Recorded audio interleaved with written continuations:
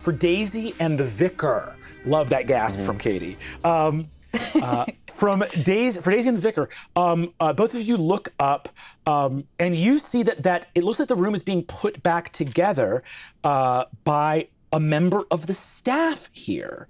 And one of the mousemates is like sort of, taking all the scatter of stuff and trying to put things back in their place. Excuse me, maid. Forgive me. It must be very stressful. I know that you have a mess to clean up, and your boss basically just fell dead tonight. You see that this little mousemaid turns around. She's got an eye patch and like whips around and looks at you and says, "Why? What is this? What is this you want?" I was just wondering if you might indulge me.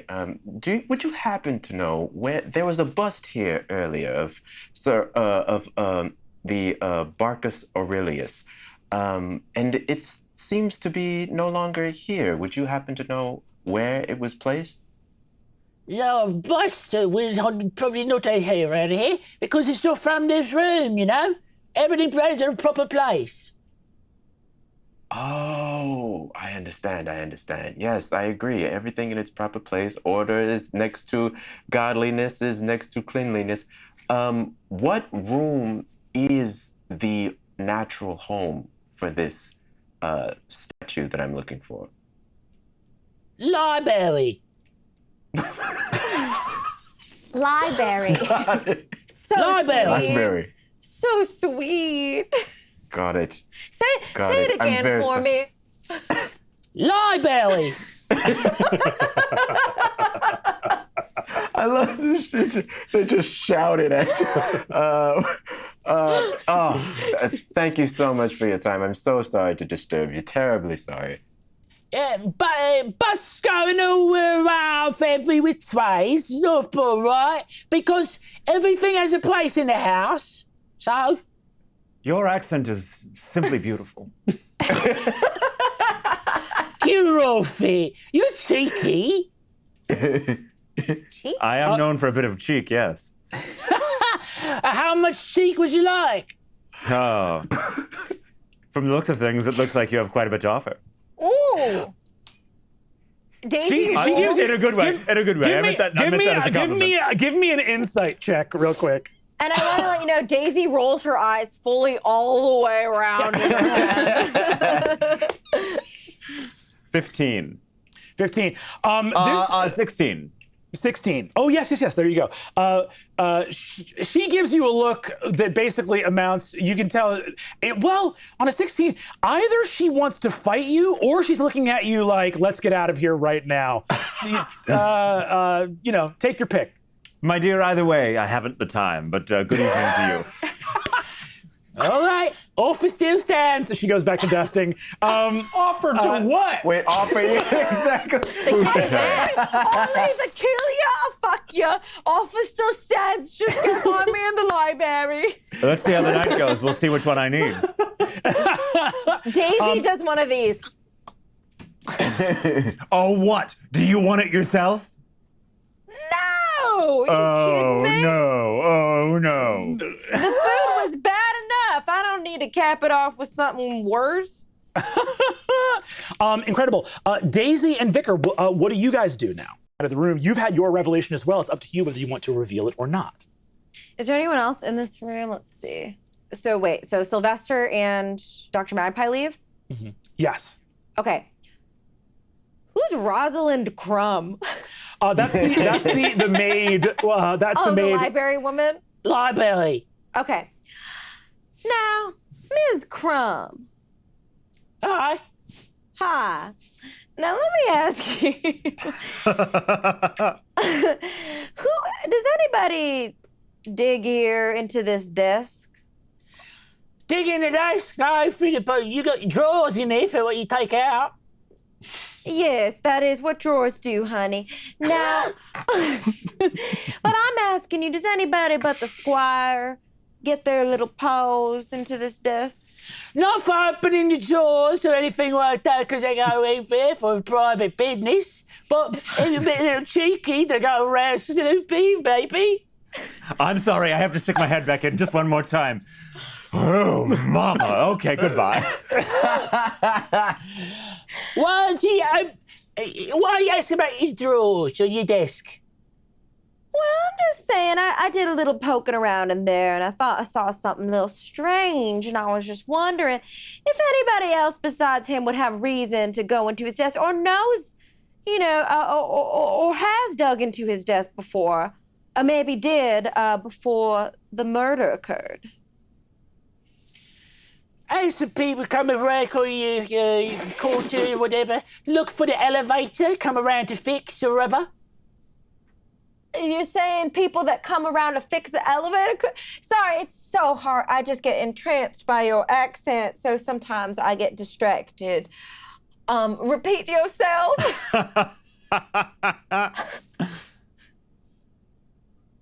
Library.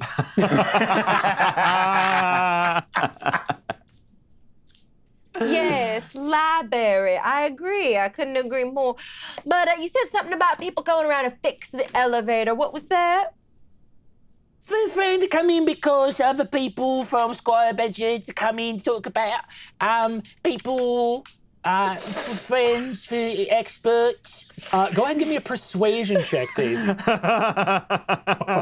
Oh, Jesus. That is an 18. 18. Hell yes.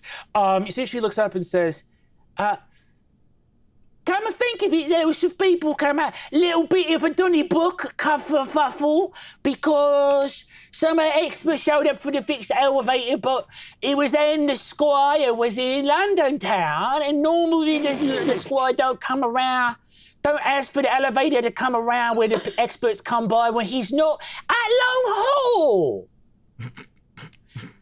What? And that's when they took the desk and bolt the desk to the floor, and that's when they did the work. Because in the last couple of years, we got all the electricity in the house. Makes perfect sense. One more question for you. Is there a book maybe on this desk I'm not aware of? Something the Squire likes to page through from time to time. Something he liked to page through from time to time. And don't you dare say it's in a library. I believe something might be in here. you see that she looks and says, Squire Badger always to take the books out of a library and bring them to study, but one book always come out from the desk, and you see, she points over and hands you the Chronicles of Barcus Aurelius, and hands you a thick tome. Says, belongs in the library though, even though the Squire would bring it down here. Oh, that's so crazy. Maybe I'll go ahead and return this to the library so you don't have to worry your pretty little head about it. Hi, your little head is pretty. Oh my God, thank you. I keep trying to tell people that, but they just say it's covered with trash. I could clean your head.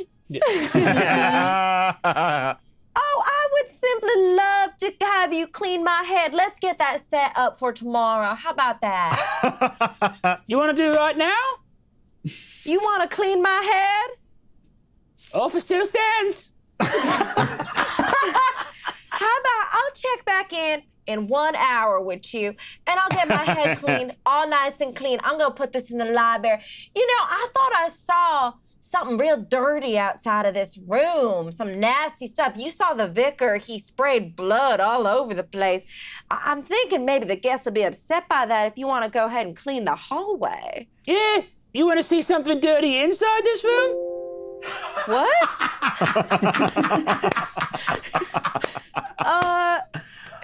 How do you mean, Miss Crumb? Can I do a roll to make this happen? The real mystery of this season is, what is Rosalind offering? Miss Crumb, yeah, how do you mean? I'll show you my whole butt. Yeah, and I say yes to this. Okay, Miss Crumb, you show me your butt. So she turns around. I'll go look in the book while she does that. Incredible. Make an investigation check with advantage.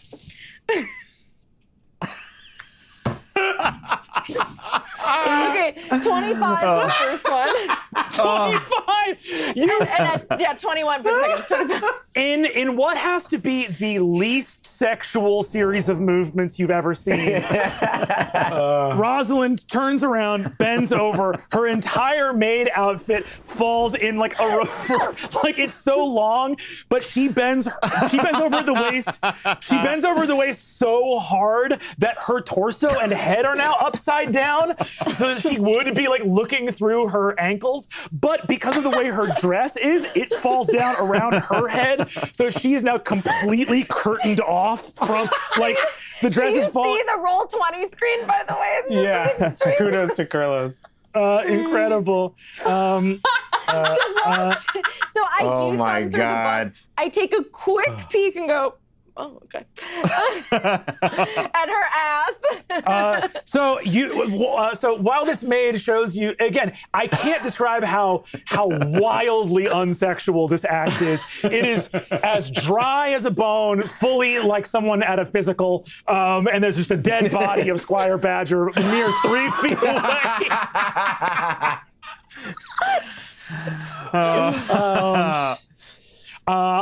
You look through on that 25 investigation check. I want to turn to page 318 as well, but yeah. You rush over to 318 and see Barcus Aurelius talking about a group of his favorite Roman emperors. It's a quick sequence of 5 emperors. It's very, very easy. You memorize it really quickly because the bookmark is like glued right to that page. And as you close the book real quickly, look back up, you have the information you need. Rosalind, again, can't see anything. It's like again, like the way that a dress falls around your legs, it's just inside out, having fallen around her torso, arms, and head that are upside down near her ankles. She gets back up, like crawls her way out of her own dress, turns to look at you, says, How was that for you? Did you like it? Oh, honey, that was gorgeous.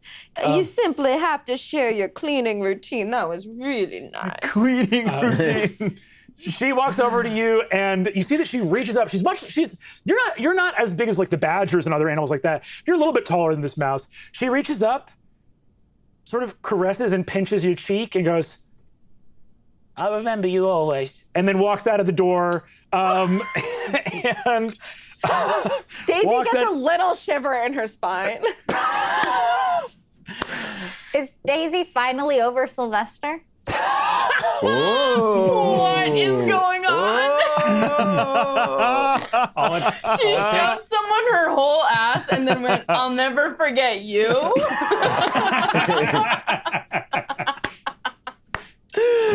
Oh my God. Okay. Okay. Okay. There's a lot of stuff in this room I don't like right now. I don't like that Edwina's here. I think she needs to get her ass out of here.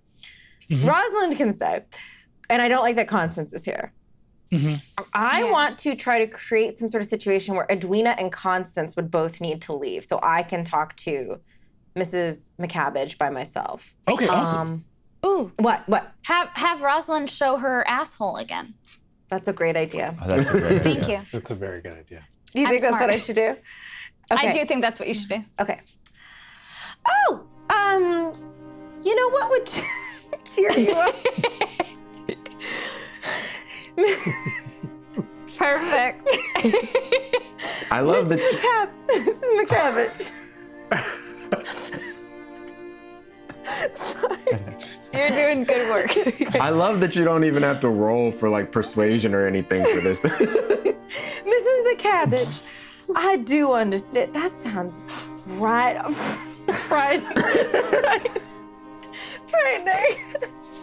I'm so sorry. You know what always cheers me up? Miss McCabbage, I understand what you're going through. I've had several people that I've almost married, dead and gone. And I feel I see them in visions. All of that, and do you want to know something that always makes me feel better? Of course, Mom. I'll be happy to know. Miss Crumb. What is it? That always makes you feel better. Miss Crumb, do you remember me, right? You see, Miss Crumb, who minutes ago brushed your cheek with her hand and said, "I'll never forget you."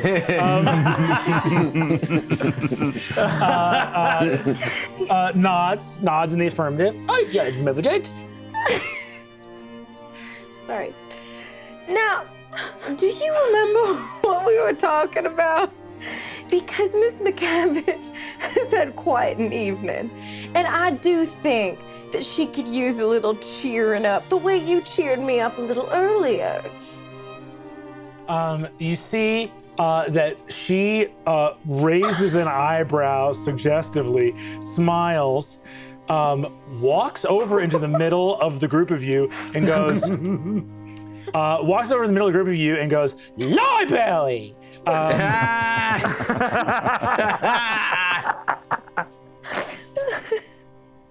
Was that it? Was that it? Oh, yes, that was our first little bit of fun, and then she kind of seductively touches her elbow. But do you remember what happened after? Go ahead and make a persuasion check for me, if you'd be so Oh kind. my god. Oh, there we go. Brennan? It's Yeah? a nat 20. Oh!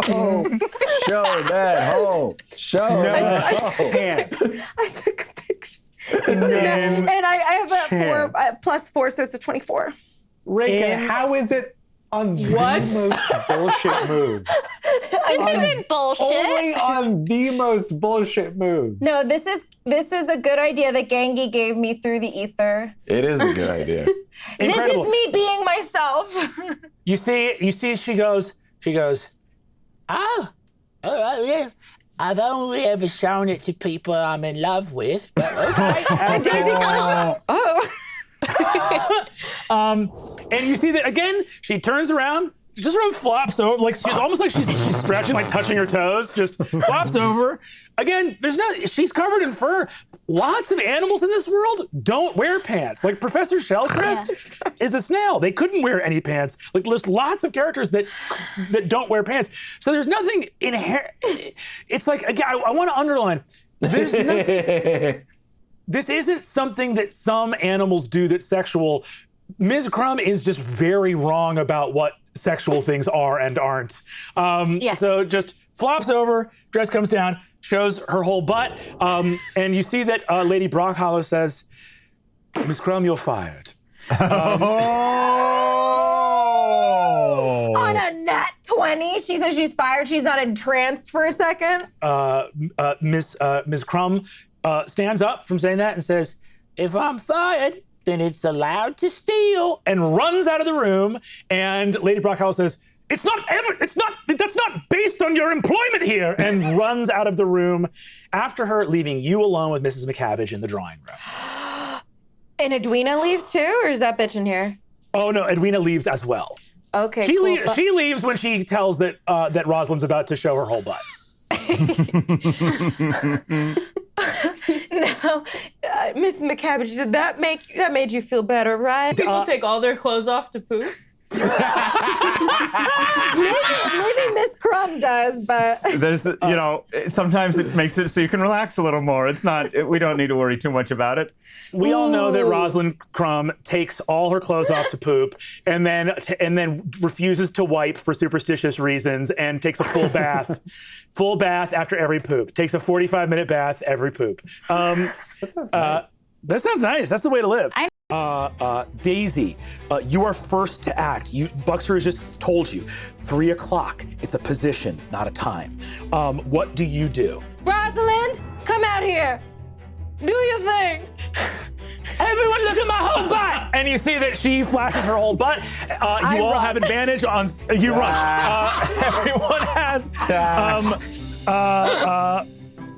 everyone has advantage on stealth. Everyone has advantage on stealth. Go ahead and give me a stealth roll, Daisy, as you dart out of here. Okay, first one, 9. Okay, Daisy. You're by yourself. And we are in the ballroom of the entrance wing right now, I believe. Yes. Cool. But I get advantage, right? You get advantage on your stealth, yes. 24. Ooh, baby. Daisy, that mouse's butt is doing a world of good right now. You are gone.